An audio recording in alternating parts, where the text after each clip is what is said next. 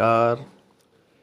आज के इस वीडियो में हम बात करेंगे एक ऐसी महाशक्ति की, एक ऐसी विकराल ऊर्जा के बारे में जिसके बगैर हमारा कोई भी कार्य सिद्ध हो ही नहीं सकता। और वो है ग्रहों के सेनापति मंगल देव की शक्ति, मंगल देव की ऊर्जा। जो स्थान हमारे शरीर में रक्त का है, वही स्थान ग्रहों में मंगल का है। मंगल है हमारी ऊर्जा, हमारा उत्साह, हमारी कार्य करने की क्षमता और शक्ति।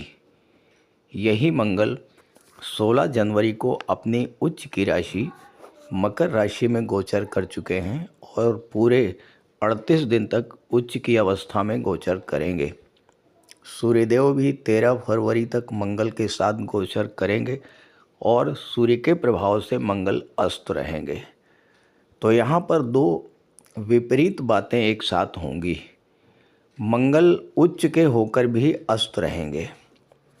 अस्त का अर्थ ये नहीं कि मंगल विपरीत प्रभाव देंगे। अस्त का अर्थ ये है कि फल देने की क्षमता में थोड़ी कमी आएगी। मंगल क्रोध, उग्रता और जल्दबाजी के कारक होते हैं। मंगल एक एग्रेसिव प्लेनेट हैं। लेकिन अच्छी बात यह है कि मंगल के एग्रेशन को कंट्रोल करने के लिए शुक्र भी 6 फरवरी तक मकर राशि में गोचर करेंगे और 3 फरवरी तक युवराज बुध का भी गोचर होगा मकर राशि में। तो एक तरह से देखा जाए तो 3 फरवरी तक सूर्य, मंगल, शुक्र और बुध का चतुर्ग्रही योग भी बनेगा। एक बात और मैं बताना चाहूँगा कि मकर राशि भूतत्वीय राशि है। मंगल है भूमि पुत्र, भूमि और प्रॉपर्टी के कारक।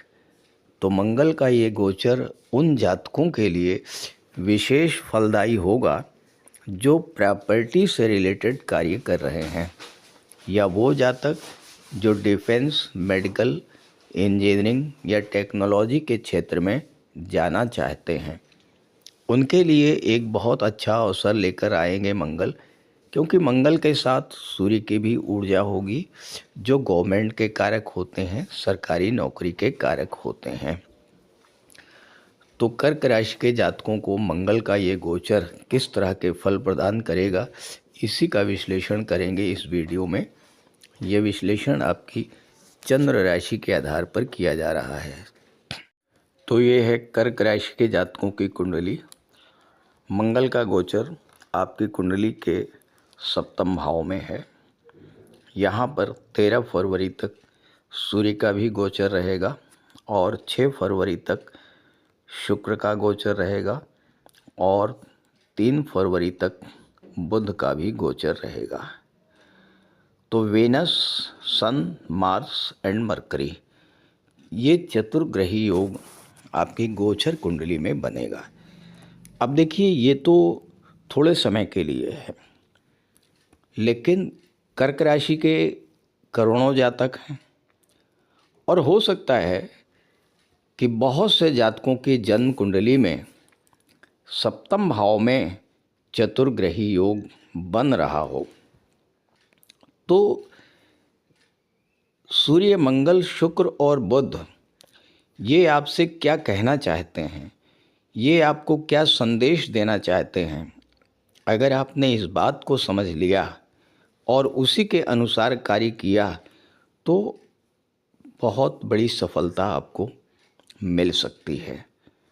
अब आप गोचर का भी और जन्म कुंडली का भी, दोनों का क्या संबंध बन रहा है, दोनों का क्या आशय है इस गोचर में, इसको आप समझिए। देखिए, सप्तम भाव पूरी तरह से जागृत है। सप्तम भाव क्या होता है? सप्तम भाव व्यापार का होता है। अब ये तो गोचर में है, तो इस समय 4 ग्रह सप्तम भाव में गोचर कर रहे हैं, तो सीधा सा अर्थ हुआ कि ये समय आपके लिए व्यापार व्यवसाय को तेज़ी के साथ आगे बढ़ाने के लिए बेहद अनुकूल है। आप अपने बिजनेस को ग्रो कर सकते हैं। आपकी कुंडली में देवगुरु बृहस्पति 12वें भाव में गोचर कर रहे हैं और कर्क राशि गुरु की उच्च की राशि है। गुरु की दृष्टि छठे भाव पर पड़ रही है, अपनी ही राशि पर। 12वां भाव क्या होता है? विदेश का होता है। अब यहाँ पर देखिए, दो बातें निकल कर के सामने आ रही हैं। एक तो ये कि अगर आप अपने बिजनेस को ग्रो करने के लिए कोई लोन लेना चाहते हैं तो उसके लिए समय अनुकूल है। अपने बिजनेस का विस्तार विदेशों तक करना चाहते हैं तो उसके लिए बेहद अनुकूल समय है। दूसरी बात, चारों ही ग्रहों की दृष्टि आपके लग्न पर पड़ रही है। अब लग्न पर पड़ने से क्या होगा? सूर्य क्या करेंगे? आपके आत्मविश्वास को बढ़ाएंगे। मंगल आपके अंदर नई ऊर्जा का संचार करेंगे। चूँकि मंगल की दृष्टि धन भाव पर है और धन भाव के स्वामी सूर्य मंगल के साथ गोचर कर रहे हैं, तो इस समय आप अपने काम कारोबार से, अपनी नौकरी से, अपने व्यापार से, अपने रोज़गार से बहुत अच्छा धन संचय की स्थिति में होंगे। क्योंकि शुक्र भी मंगल के साथ हैं, शुक्र एकादश भाव के स्वामी हैं। अगर आपने अपनी ऊर्जा का प्रयोग, मंगल की ऊर्जा का प्रयोग ज़्यादा से ज़्यादा धन अर्जित करने में किया तो इस समय सूर्य मंगल आपको पूरी तरह से सपोर्ट करेंगे। कहने का अर्थ ये है कि एक्स्ट्रा सोर्स ऑफ इनकम इस समय जनरेट होंगे, आय के एक से अधिक साधन बनेंगे और आपका रुका हुआ पैसा, आपका डूबा हुआ पैसा भी इस समय मिल सकता है, क्योंकि गुरु की दृष्टि अष्टम भाव पर पड़ रही है और गुरु धन के कारक हैं। 8वां भाव जो है ये गुप्त धन को दर्शाता है। डूबा हुआ पैसा, रुका हुआ पैसा, इस समय आप एफर्ट करेंगे वो पैसा आपको मिल सकता है। मंगल पंचम के स्वामी हैं, बैठे हैं शुक्र के साथ। शुक्र प्रेम के ग्रह हैं। जो लोग रिलेशन में हैं उनके लिए विवाह के बंधन में बंधने का बेहद अनुकूल समय ये है। अगर आप इस समय प्रयास करेंगे और जो अविवाहित हैं उनके विवाह का भी बहुत अच्छा योग बनेगा, क्योंकि सप्तम भाव पूरी तरह से जागृत अवस्था में है। यहाँ पर बुध हैं। बुध की दृष्टि आपके लग्न पर पड़ रही है। आपकी बौद्धिक क्षमता, आपकी निर्णय क्षमता अत्यंत तीव्र होगी और चूंकि पंचम भाव शिक्षा का होता है और इसके स्वामी मंगल सूर्य के साथ हैं, बुध के साथ हैं, शुक्र के साथ हैं, तो आपका अपनी शिक्षा के प्रति लगाव बढ़ेगा। अपने सब्जेक्ट पर आप फोकस करेंगे और इस गोचर काल में अगर आपका कोई एग्ज़ाम इंटरव्यू होता है तो वहाँ पर आपको एक अच्छी सफलता का योग बन रहा है, क्योंकि गुरु छठे भाव के स्वामी हैं, आपके लिए प्रबल योग कारक हैं और छठा भाव जो होता है वो नौकरी का होता है। बुध आपकी कुंडली में तीसरे भाव और छठे भाव 12वें भाव के स्वामी हैं। तीसरा भाव क्या होता है? तीसरा भाव होता है कम्युनिकेशन पावर का। तीसरा भाव लेखन का होता है। तीसरा भाव डॉक्यूमेंटेशन का होता है।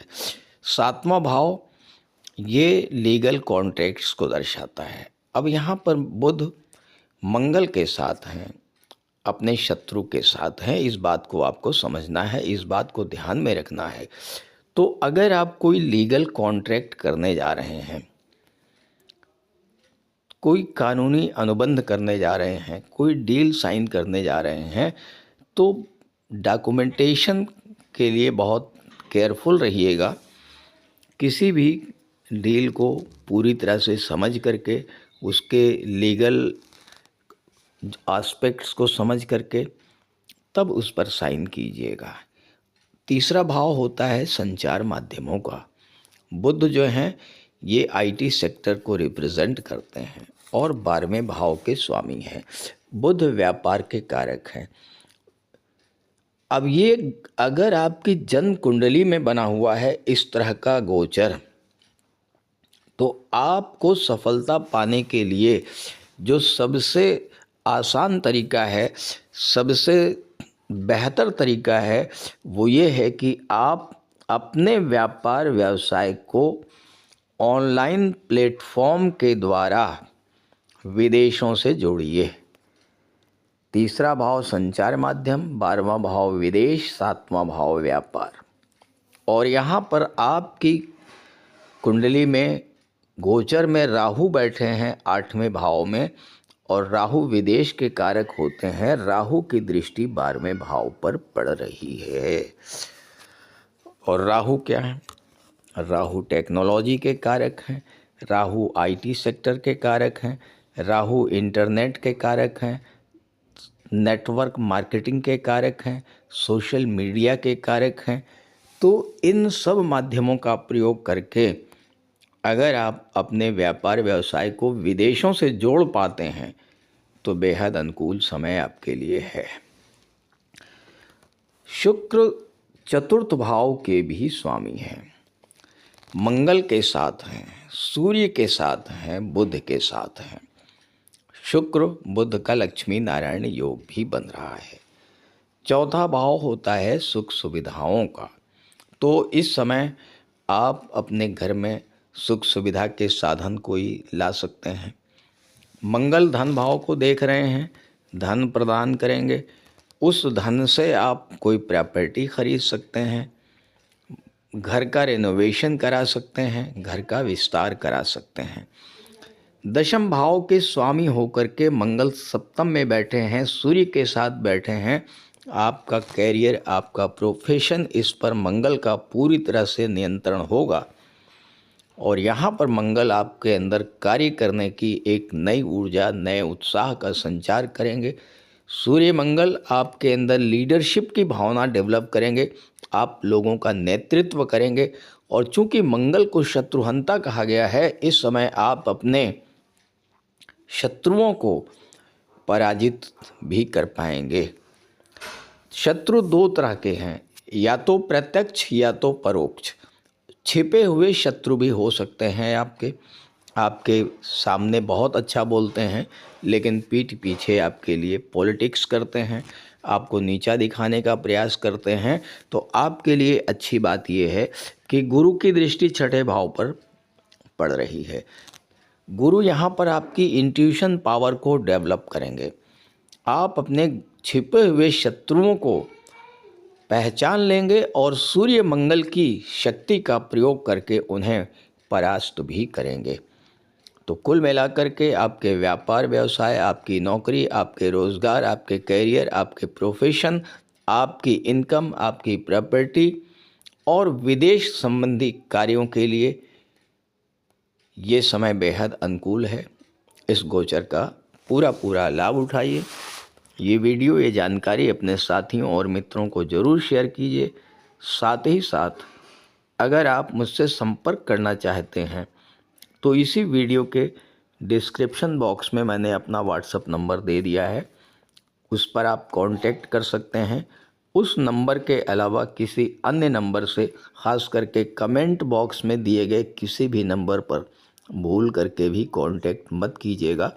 और मैं अपना कांटेक्ट नंबर एक बार फिर से लिख दे रहा हूँ स्क्रीन पर, आप नोट कर लीजिए। 90-581-44-128 इस नंबर पर आप कांटेक्ट कर सकते हैं। तो एक बार फिर से आप सभी दर्शकों को नव वर्ष 2026 की बहुत बहुत शुभकामनाएं। आप स्वस्थ रहें, प्रसन्न रहें और अपने मनोवांछित लक्ष्य को प्राप्त करें। इसी कामना के साथ नमस्कार।